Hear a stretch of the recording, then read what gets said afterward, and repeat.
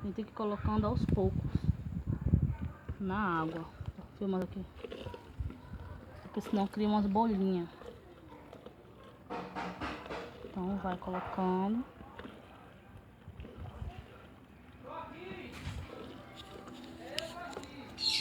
Dentro vai fazendo umas bolhas, que é fervendo o gesso.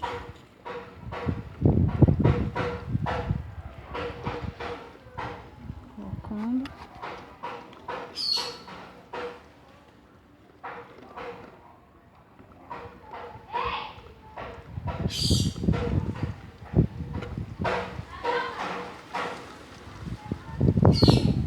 Vou colocar toda, a gente botar a mão na massa. Vê que eu tô fervendo aqui. A gente vai, coloca até sair aqueles carocinhos que fica. Gente, vai mexendo.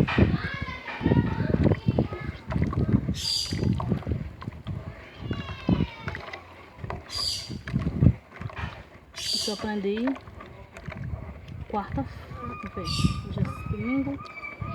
Isso eu aprendi sexta-feira mesmo. E já fiz 30 pedras.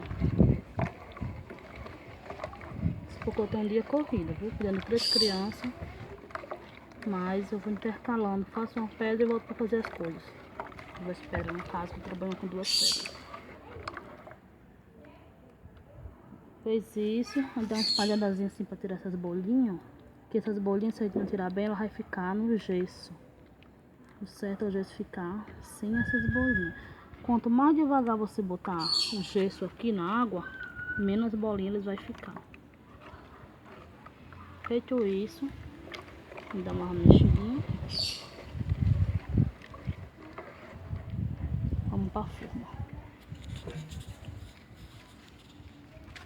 O ideal a forma tá nessa plaquinha para quando a gente poder virar, não quebrar.